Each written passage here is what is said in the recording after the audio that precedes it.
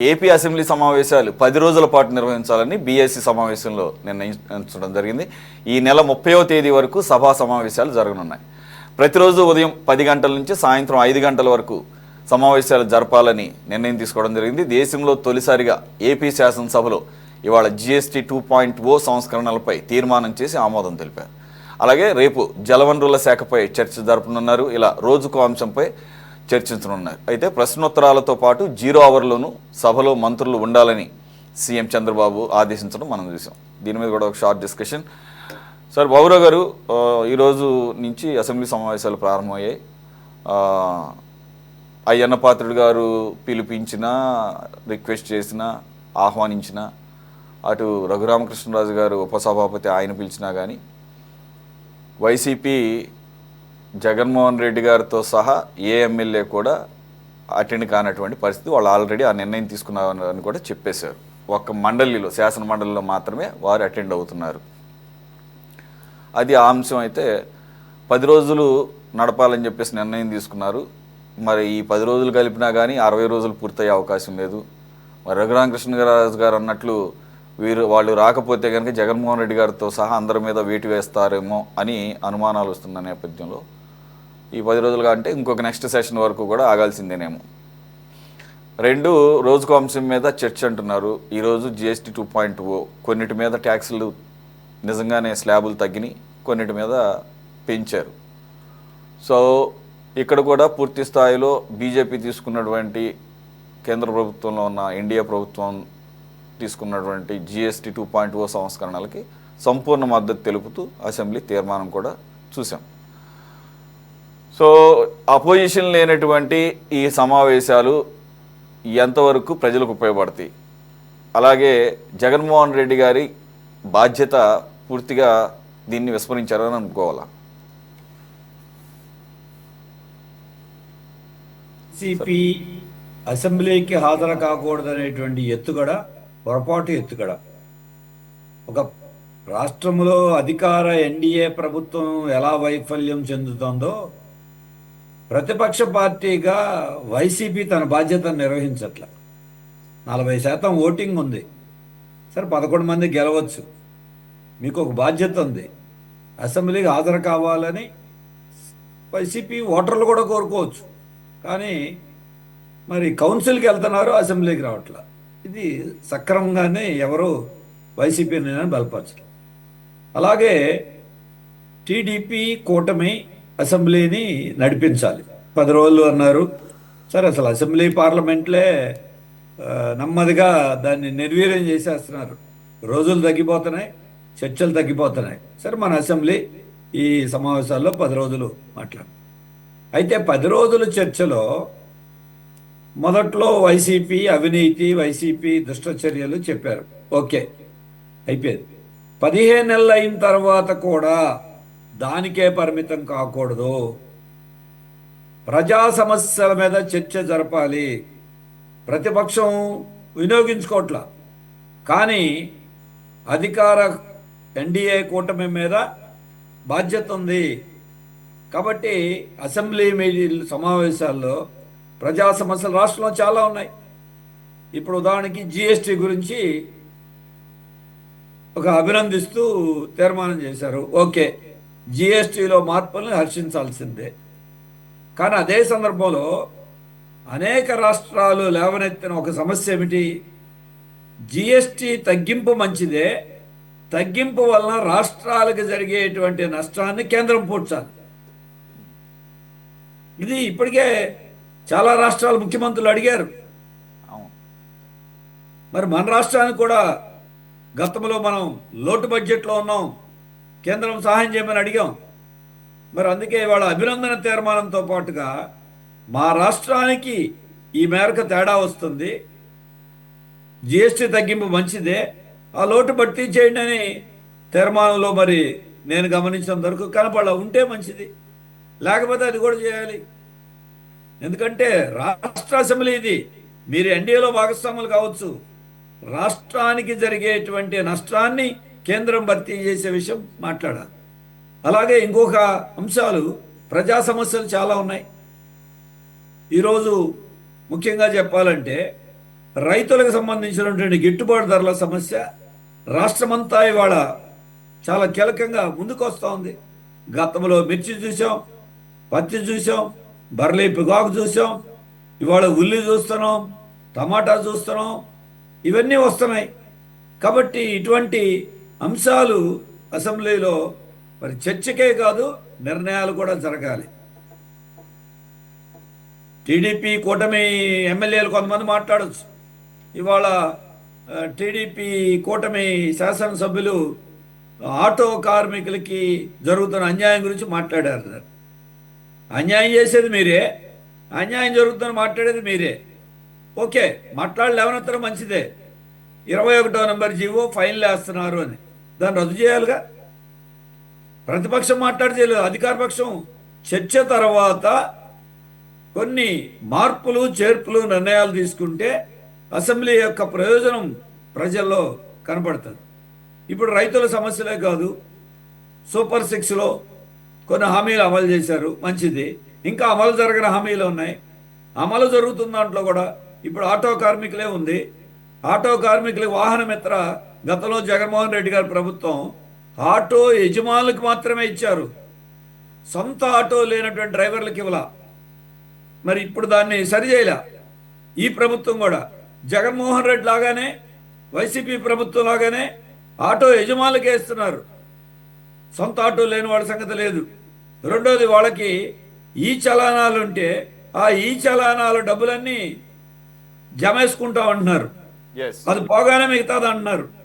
లేకపోతే అది ముందు అవి చెల్లించండి అప్పుడు మీకు ఇస్తామంటున్నారు. అలాగే ఇంకా తల్లికి వందనం అందని వాళ్ళు ఉన్నారు. గ్యాస్ డబ్బులు 100కి 40-50 మందికి అందలేదు. అలాగే ఆడబిడ్డ పథకం ఇంకా అమలు జరగలేదు. నిరుద్యోగ భృతి అమలు జరగలేదు. కొన్ని అమలు జరిగినాయి, అమలు జరిగిన దాంట్లో ఉన్న లోపాలు ఉన్నాయి. ఇటువంటి సూపర్ 6 హామీల అమలు విషయంలో చర్యలే కాదు, నిర్దిష్టమైనటువంటి కొన్ని నిర్ణయాలు కూడా జరగాల్సిన అవసరం ఉంది. అలాగే ఇప్పుడు ప్రతిపక్షం లేదు. ఈ మెడికల్ కాలేజీల ప్రైవేటీకరణ, టీడీపీ చరిత్ర ఏంటి? గతంలో ఎన్టీ రామారావు గారు హయాంలో టీడీపీ సిద్ధార్థ ప్రైవేట్ మెడికల్ కాలేజీకి ఉంటే దాన్ని ప్రభుత్వం స్వాధీనం చేసుకుని డొనేషన్ల వ్యవస్థ ఉండకూడదని ఆ రోజు నిర్ణయం చేసుకున్నారు. ఇప్పుడు పీపీపీ పేరుతో ప్రైవేటీకరణ పెద్ద చర్చనాంశంగా ఉంది. అలాగే ప్రజారోగ్యం, తురకపాలెంలో వరుస మరణాలు, అంతుపట్టని మరణాలు. విజయవాడలో డయేరియా, 600 నుంచి 700 మంది డయేరియాతో ఆసుపత్రి పాలయ్యారు. మళ్ళీ వాళ్ళ గుంటూరులో డయేరియా వచ్చింది. వైరల్ జ్వరాలు రాష్ట్రమంతా ఉన్నాయి.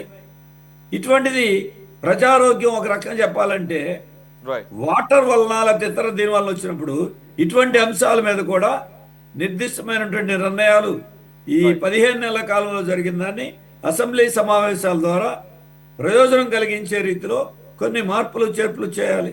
అలాగే ఇందాక మనం మాట్లాడిన అవినీతి విభిన్న స్థాయిల్లో వివిధ రూపాల్లో జరుగుతోందని ఆరోపణలే కాదు, ముఖ్యమంత్రి గారే చెప్తున్నారు కింది స్థాయిలో జరుగుతున్నాయని. మరి దాన్ని అదుపు చేయటం ఎలాగా? ఇటువంటి ప్రజా సమస్యల మీద అసెంబ్లీలో చేయాలి. అలాగే ఇప్పుడు మన రాజధాని అమరావతి విషయం ఉంది. అమరావతిలో ఈ రోజు కూడా సోషల్ మీడియాలో యూట్యూబ్ ఛానల్స్ వచ్చింది. రైతులకి ఎవరైతే బాగా అమరావతి కోసం వాళ్ళు భూములు ఇచ్చారో 11 ఏళ్ళైనా వాళ్ళకి ఇంకా మాకు రిటర్నబుల్ ప్లాట్లు మేము తిరిగి విసిగి వేసారిపోతున్నామని ఎవరో గిట్టని వాళ్ళు కాదు, తెలుగుదేశం కూటమి ప్రభుత్వం రావాలనుకున్న వాళ్ళే ఎలా తిరిగారని ఒక కనపడుతున్నాయి అమరావతికి సంబంధించినవి. మరి అందుకని అమరావతి మొదలుకొని మిగిలిన పట్టణాల దాకా ఇన్ని సమస్యలు ఉన్నప్పుడు వీటిని నిజంగా ఈ అసెంబ్లీ సమావేశాల్లో చర్చ జరగాలి. కేంద్రం మీద కూడా ఒత్తిడి చేసే అంశాలు చాలా ఉన్నాయి. విశాఖ స్టీల్ ప్లాంట్ ఈరోజు ప్రైవేటీకరణకి మరి కేంద్రం దొడ్డిదారులో రకరకాల రూపాల్లో వెళ్ళిపోతా ఉంది. పోలవరం నిర్వాసితుల సమస్య అలాగే ఉండిపోయింది. మరి ఇటువంటివన్నీ ఈరోజు అసెంబ్లీలో నిజంగా చర్చ జరగాలి, పరిష్కారాలు దొరకాలి, దానికి ఉపయోగపడితే మంచిది. కానీ మరి గతంలో జరిగిందైతే వైసీపీ, జగన్మోహన్ రెడ్డి అవినీతి వాటి మీద చర్చ ఎస్ ఉన్నాయి. ఎస్ అయిపోయింది. ఇంకా 15 నెలలైంది. మీ విచారణ మీరు చేయండి, చర్యలు తీసుకోండి. ఎస్ కానీ బాబు గారు. ప్రజా సమస్యల మీద చర్చ జరగాల్సిన అవసరం ఉంది. సార్ రఫీ గారు, మరి 10 రోజులంటే షార్ట్ పీరియడే, వాటికి కూడా ఎజెండా ఫిక్స్ చేసేసారు. మరి ఇమ్మీడియట్గా అడ్రస్ చేయాల్సినటువంటి సమస్యలు చాలా ఉన్నాయి. క్వాంటమ్ వ్యాలీ ఇవన్నీ కూడా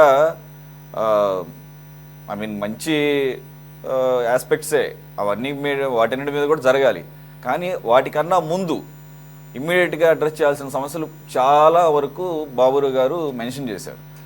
మరి ప్రతిపక్షం కూడా లేనటువంటి పరిస్థితుల్లో మీరు పారదర్శకంగా ప్రజా సమస్యలన్నీ కూడా వీటన్నిటినీ అడ్రస్ చేస్తారు అని ఒక భావనని ప్రజల్లోకి ఏ రకంగా తీసుకువెళ్ళగలరు, ప్రతిపక్షం లేని లోటును కూడా?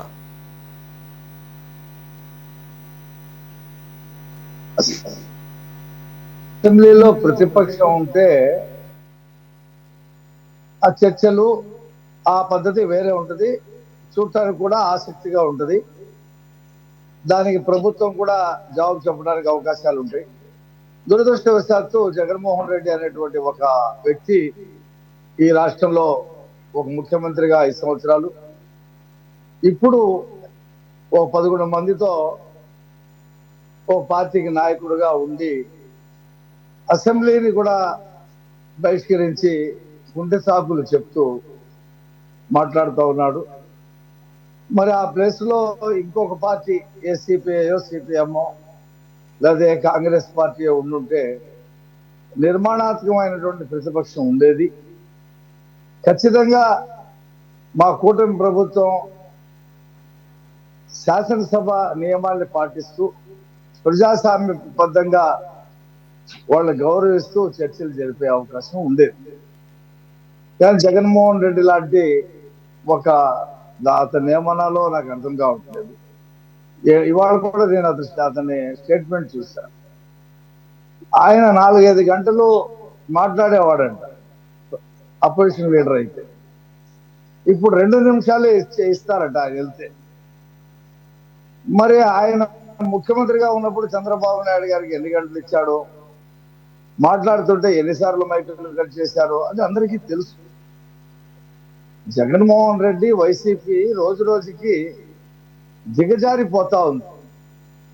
ఎన్నికల్లో గెలుస్తాడనేటువంటి ఉద్దేశంతో అప్పుడు బటన్ నొక్కిని అద్దుకున్నటువంటి కొంతమంది ప్రజలు కులాన్నో మతాన్నో చూసి 40% ఓట్లు వేశారు. ఇప్పుడు ఆ వాళ్ళు అతనితో లేరు. ఎందుకంటే ఏ బటన్ నొక్కుడుతో అతనికి అట్రాక్ట్ అయ్యారో అంతకంటే ఎక్కువ మందికి మెరుగ్గా ఈ ప్రభుత్వం సంక్షేమం అందిస్తుంది కాబట్టి అతని నుండి దూరం అయ్యారు.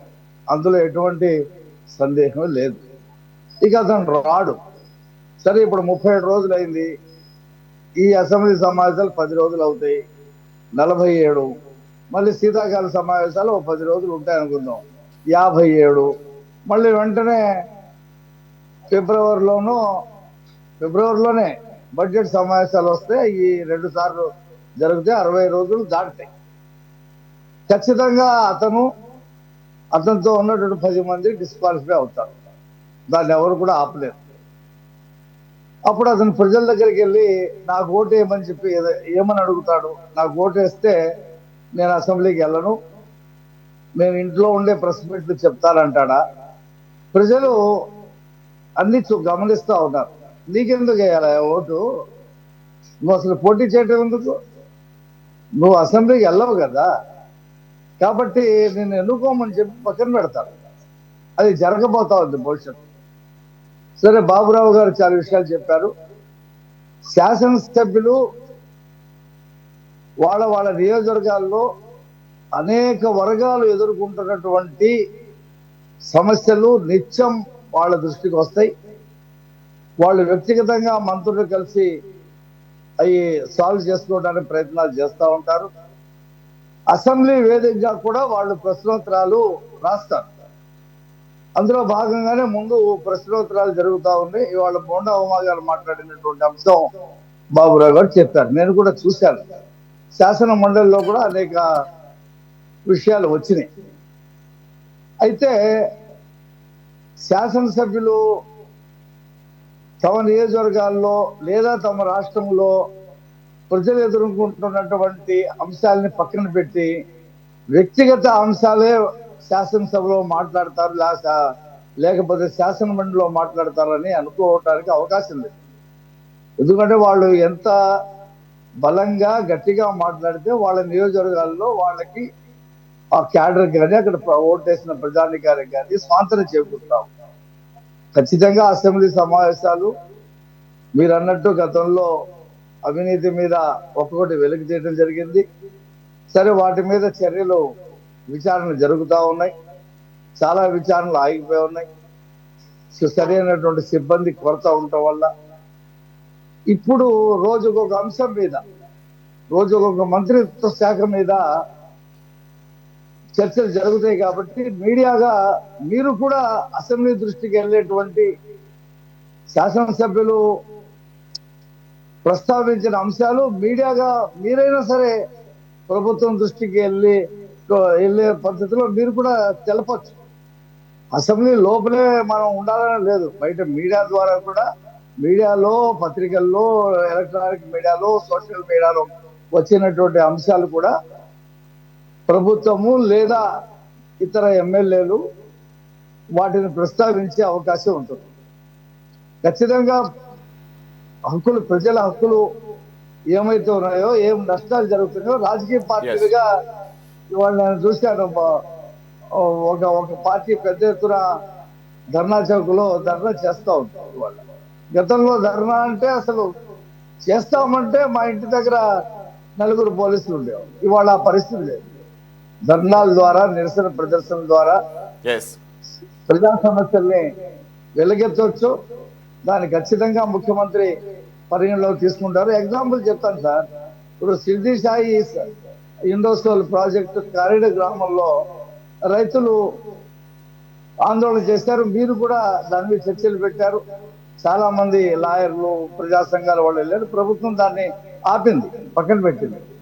అలాగే ఈ మీటర్లు బిగించే విషయంలో కూడా బాబురావు గారు లాంటి వాళ్ళు, సిపిఎం, ఇంకా ప్రజా సంఘాలు గట్టిగా మాట్లాడారు. జగన్మోహన్ రెడ్డి మాట్లాడాల. కరేడి గ్రామంలో రైతుల విషయం మీద కానీ ఈ మీటర్లు బిగించారు. దాని మీద కూడా ప్రభుత్వం మీటర్లు ఇప్పుడు బిగించవలసిన అవసరం లేదు, దాన్ని ఆపండి అన్నారు. కాబట్టి ఈ మా ప్రభుత్వము ప్రజాస్వామ్య పద్ధతిలో బయట వచ్చేటువంటి సూచనల్ని మీడియా ద్వారా వెలుగెత్తి చాటేటువంటి అంశాలను కూడా పరిగణలోకి తీసుకుంటది. ఈ 10 రోజులు జరిగేటువంటి చర్చల్లో రేపు ఫలానా సబ్జెక్ట్ మీద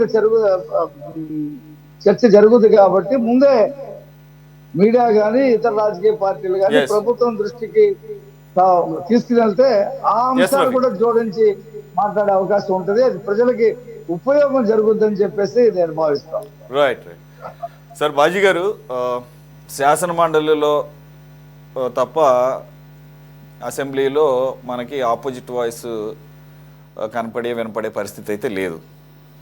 మరి రఫీ గారు చెప్పిన దాని ప్రకారంగా అయితే ఇంకొక 6-7 నెలలు పడుతుంది. ఏదైతే మన అయ్యన్న పాత్రుడు గారు కానీ రఘురామకృష్ణరాజు గారు మెన్షన్ చేసేటటువంటి 60 రోజులు కానీ, లేదంటే ఆ రూల్ ఉంది కదా గైర్హాజరైతే, సో ఆ పరిస్థితి రాకూడదని కోరుకుంటుంటే వాళ్ళు ఆ పరిస్థితి వచ్చేటట్లుగానే చేస్తున్నారు. అయితే అప్పటి వరకు కూడా వీళ్ళు జీతభత్యాలు తీసుకుంటూ మనం ఆ రకంగా ఈ రాష్ట్ర ప్రజలు నష్టపోవాల్సిందేనమాట, ఇంక్లూడింగ్ జగన్మోహన్ రెడ్డి గారితో సహా తీసుకుంటున్నట్టుగానే అర్థం చేసుకోవాలి. జీతభత్యాలు, వారికి ఇచ్చినటువంటి సౌకర్యాలు, అదొక ఆస్పెక్ట్. ఇప్పుడు ఈ 10 రోజుల ద్వారా, ఈ అసెంబ్లీ సమావేశాల ద్వారా నిజంగా ప్రజా సమస్యలు చర్చకు వచ్చే అవకాశం ఎంతవరకు ఉంటుంది పారదర్శకంగా? సురేష్ గారు, మన వైసీపీ ఏంటంటే ఒంటి కన్ను రాక్షసులాగా ఒంటి కన్నుతోనే ప్రయాణం చేస్తూ ఉంది రాజకీయాల్లో. ఆంధ్రప్రదేశ్లో ఒక మండలిలోనే మేము మాట్లాడతాము, కీలకమైన అసెంబ్లీలో మేము ఉండమని ఒంటి కన్ను సిద్ధాంతంతో నడుస్తూ ఉంది. దురదృష్టం, రాష్ట్ర ప్రజలు చేసుకున్న దౌర్భాగ్యం. ఎందుకంటే ఇప్పుడు ఎజెండాలో పెట్టిన డిస్కషన్ అంశాలు చాలా కీలకమైన అంశాలు ఉన్నాయి. ఇంట్లో ప్రధానంగా ఏంటంటే రాయలసీమ, ఉత్తరాంధ్ర అభివృద్ధి మీద చర్చ. అది 30వ తేదీన జరుగుతుంది. అలాగే ఈరోజు జరిగిన జిఎస్టీలో ఏముందని అవుట్కమ్ ఏముంది? ఎవరి వాళ్ళు సంకలు గుద్దుకున్నారు. అందరూ వాళ్లే కదా, బ్రహ్మాండంగా ఉంది, ఇప్పుడు తగ్గించారు, ప్రజలందరూ మనశాంతి బతకచ్చు, జిఎస్టీతో ఏం ప్రాబ్లం లేదు అని సంకలు గుద్దుకున్నారు. అనేక అంశాలు ఉన్నాయి జిఎస్టీలో, అనేక అంశాలు ఉన్నాయి, ఇంకా చర్చించాల్సిన సమస్యలు చాలా ఉన్నాయి జిఎస్టీకి సంబంధించి. ఎవరు క్వశ్చన్ చేసేది, ఎవరు అడిగేది, ఎవరు? బాగా చేసాం, బాగా ఉంది ఒకళ్ళకొకళ్ళు మరి అదేదో అంటారు కదా, పొగుడుకోవటం, ప్రశంసించుకోవటం తప్ప ఏమన్నా ఉందా? ఏమన్నా జరిగిందా ఇవాళ? ఎవరన్నా ఒక ఎమ్మెల్యే కానీ మాట్లాడిన జిఎస్టీకి వ్యతిరేకంగా కానీ దాంట్లో ఉన్న లోటుపాట్లని విశ్లేషించాడా? బాజీ గారు, యాక్చువల్గా అయితే ఎవరైనా కానీ దాంట్లో ఉన్న ప్రోస్ అండ్ కాన్స్ మాట్లాడొచ్చు. కానీ ఫర్ ఎగ్జాంపుల్ మీరు అన్నట్లుగా ఈరోజు కనుక వైసీపీ కనుక అసెంబ్లీలో ఉండుంటే ఇదే జిఎస్టీ 2.0 కేంద్ర ప్రభుత్వం రూపొందించినటువంటి దాని మీద నెగిటివ్గాను దాంట్లో ఉన్న కాన్స్ ఎత్తి చూపేటటువంటి పరిస్థితి ఉండేదా? అసలు ఎక్స్పెక్ట్ చేయొచ్చా? ఎంతో కొంత క్వశ్చన్ చేస్తారు కదా సార్, వాళ్ళ బాధ్యతగా. అన్నిటికీ డూడు బసం ఉన్న తలకాయ ఊపరు కదా. ఎంతో కొంత ఏదో ఒక పాయింట్స్ మీద మాట్లాడే అవకాశం ఉంటుంది, దాని మీద ఒక చర్చకు అవకాశం జరుగుతుంది. చిలిగితేనే మధ్యకి వెన్నపోసి వస్తుంది సార్. డిస్కషన్ అయితేనే దాంట్లో లోటుపాట్లు బయటకు వస్తాయి. నా దగ్గర బోల్డెన్ పాయింట్స్ ఉన్నాయి జిఎస్టీలో ఏం లోపాలు ఉన్నాయో. కానీ ఏదో ఒకటో రెండో పాయింట్లు అడిగేవారు కదా, అదొకటి. ఇంకా రాబోయే చర్చలో జలవనరుల అంశం, రేపు జలవనరుల అంశం పెద్ద వివాదాస్పదమైన అంశం. అది మన పోలవరం ప్రాజెక్ట్ కానివ్వండి, తర్వాత ఇతర ప్రాజెక్టులు కానివ్వండి, పెండింగ్ లో ఉన్న అనేకమైన చిన్న ఈ నీటిపారుదల కాలువల విషయంలో కానివ్వండి, బోల్డెన్ ఉన్నాయి. వాళ్ళ రైతాంగానికి అత్యంత కీలకమైన అంశం అది. ఇవాళ రాష్ట్రంలో నీటిపారుదల కాలువలన్నీ పడకేసినాయి. నీరు ఇక్కడ వదిలే నీరు చివరి దాకా వెళ్ళే పరిస్థితి లేదు. చాలా కాలువల మరమ్మతులు అవసరం ఉంది. అవన్నీ ఎవరు అడ్రస్ చేస్తారు? ఏ స్థానికంగానే ఎమ్మెల్యేలు అడ్రస్ చేయాలి అవన్నీ. మాకు ఇక్కడ నీరు కావాలి, ఈ ఆయకట్టు నీరు అందట్లేదు, మా రైతులు ఈ రకంగా ఇబ్బంది పడుతున్నారని ఆ అంశాన్ని ఎవరు ప్రస్తావిస్తారు సార్? చెప్పండి. అట్లా శాంతి భద్రతలు, వైద్య ఆరోగ్యం మనకు కీలకమైన అంశం. ఇలాంటివన్నీ కూడా మరి చాలా దురదృష్టం, రాష్ట్ర ప్రజలు చేసుకున్న దురదృష్టం. వైసీపీ ఒక మహత్తరమైన అవకాశాన్ని పోగొట్టుకుంది. ఇవాళ ఉదయం అయ్యన్న పాత్రుడు గారు క్లియర్ కట్ రూలింగ్ ఇచ్చారు, అనేక ఉదాహరణలు చూపించారు. ఎందుకు 10% రూలింగ్ అప్లై చేయాలి, డిస్క్రిమినేషన్ ఆఫ్ ది స్పీకర్ ఉన్నా కానీ నేను చేయలేనని చెప్పేశాడు క్లియర్ కట్ గా. సో ఏంటంటే భవిష్యత్తులో కూడా అయ్యన్న పాత్రుడు గారు జగన్మోహన్ రెడ్డి గారికి ఎల్ఓపి ఇచ్చే అవకాశం లేదు. Ball is YCP court. మళ్ళీ నెక్స్ట్ సెషన్ కన్నా వాళ్ళు వస్తారా? అప్పుడు కూడా తీసేస్తే మొత్తం రద్దయిపోయి వీళ్ళ సభ్యత్వాలు రద్దయిపోయి ఉప ఎన్నికలకు వెళ్తారా అనేది నెక్స్ట్ మిగిలి ఉన్న సమస్య. సో ఏంటంటే ఏదైతే ఇవాళ అసెంబ్లీ జరుగుతున్న తీరుతెన్నులు కూడా చాలా నిరుత్సాహకరంగా ఉన్నాయి. ప్రజాస్వామ్యం కూని జరుగుతుంది నిస్సిగ్గుగా.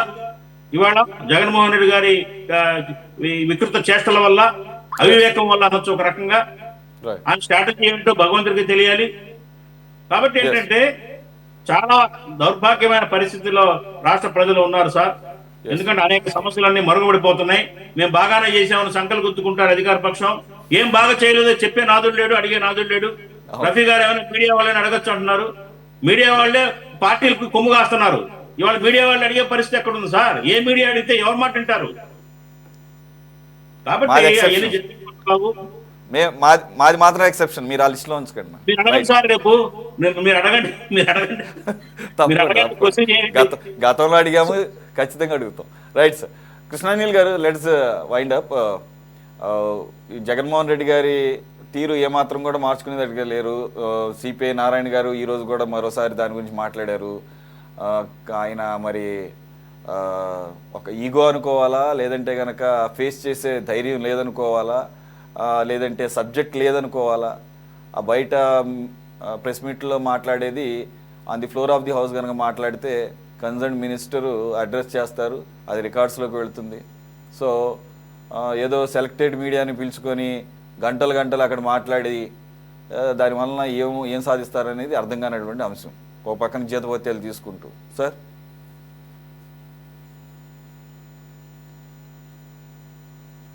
కృష్ణానీల్ గారు ఆడియో సార్ ఒకసారి మ్యూట్లో ఉంది సార్. ఆ విధంగా ఇప్పుడు అదే తరహాలో అసెంబ్లీలో కూడా సమయం కావాలని అడుగుతున్నాడు. ఎస్ నేను ఇట్లా 2 గంటలో 3 గంటలో మాట్లాడతాను, నాకు ఆ సమయం కావాలి, నేను ఇష్టం వచ్చినంతసేపు మాట్లాడతా అని చెప్పేసి ఆయన కోరుకుంటున్నాడు. అదే ఇది ప్రతిపక్ష హోదా కాదు, ప్రత్యేక హోదా కావాలి ఆయనకి, ప్రత్యేకంగా అసెంబ్లీలో. ఇంకా ఇది ఏమన్నా ప్రత్యేక తయారు చేయాలి ఒక రాజ్యాంగాన్ని. అంతే. ఇప్పుడు మన అసెంబ్లీలో ఎవరికి ఎమ్మెల్యేలు ఎంతమంది ఉన్నారనే ప్రకారంగా మనము దాని యొక్క ఆ సమయాన్ని డివైడ్ చేసి ఇవ్వటం అనేది జరుగుతుంది. అలాంటి దాంట్లో ఆయనకి ఏ సమయం వస్తుందో ఆ సమయం వరకు ఆయన మాట్లాడటానికి అవకాశం ఉంటుంది. కానీ అలాంటి అవకాశం ఉన్నటువంటి తప్పకుండా బాధ్యత కూడా అది.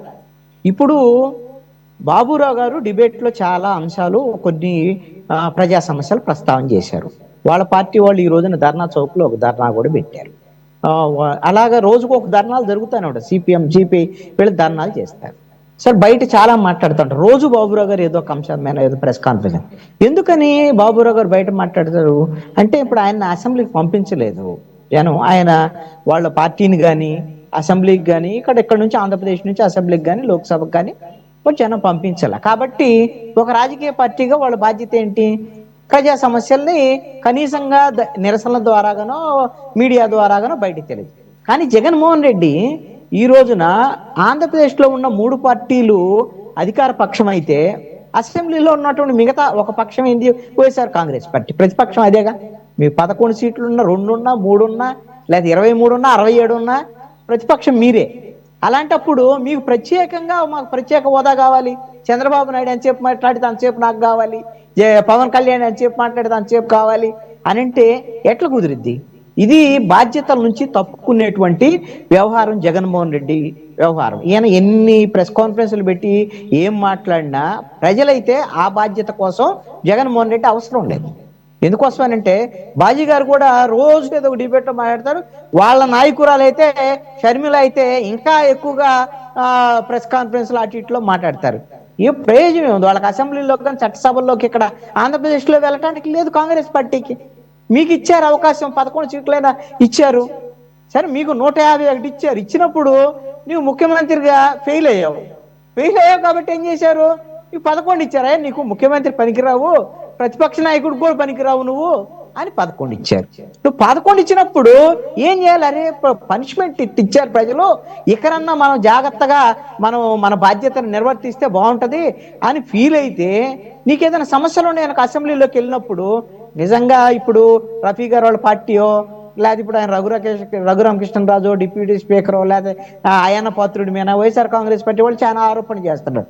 అయ్యని వాళ్ళకైనా సమస్యలు వచ్చినాయి, అవన్నీ కూడా అసెంబ్లీలో రిఫ్లెక్ట్ అవుతాయి కదా. ఈ వైసీపీ వాళ్ళు చేసినటువంటి అవన్నీ వాటితోనే కదా 151 నుంచి 11కు పడిపోయింది. ఒకవేళ వీళ్ళు కూడా అదే ఆగడాలు చేశారనుకోండి, వీళ్ళకి అదే పరిస్థితి ఉంటుంది కదా. ఇది వైఎస్ఆర్ కాంగ్రెస్ పార్టీ బాధ్యతల నుంచి తప్పుకునేటువంటి వ్యవహారంగా మనం చూడాలి. ఇక ఇప్పుడు సమావేశాలు జరుగుతున్నటువంటి తీరు విషయంలో కూడా ఇది సోత్కర్ష పరనిందండి, ఇంతకు మించి ఏమి ఉండదు. ఇంకా మీరు అసెంబ్లీ సమావేశాలు ఎన్ని రోజులైనా చూడండి. ఈ రోజున జిఎస్టీలో పొగిడారు.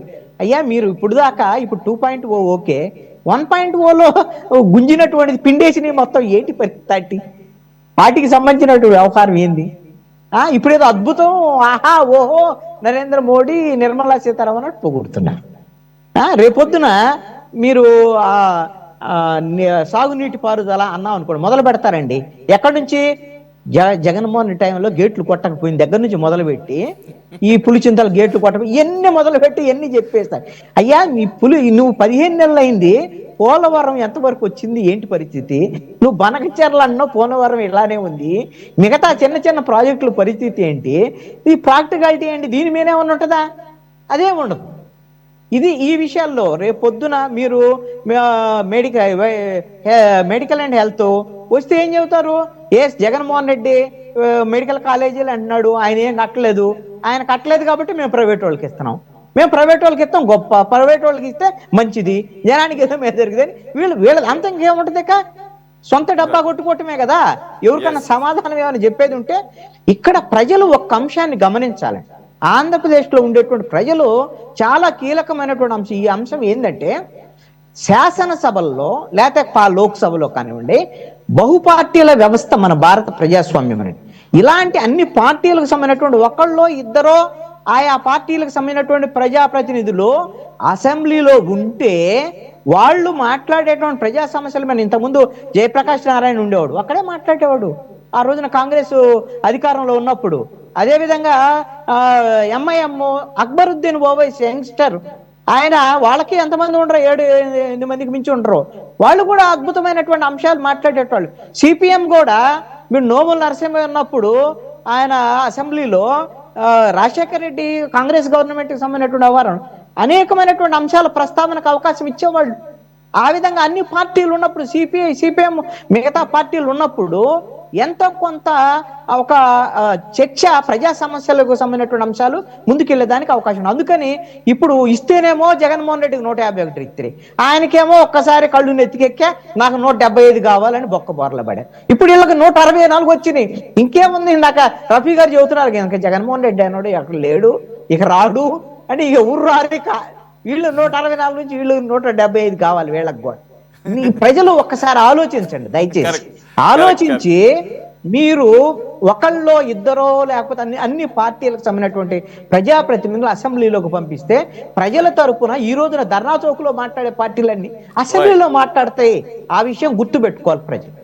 Rightly set valid points. Thanks for joining Krishnanjali గారు, బాబురావు గారు, బాజీ గారు అండ్ రఫీ గారు. ఇది వాళ్ళ టాప్ డిబేట్. మరో అంశంతో మళ్ళీ కలుద్దాం. Stay tune to city 24/7.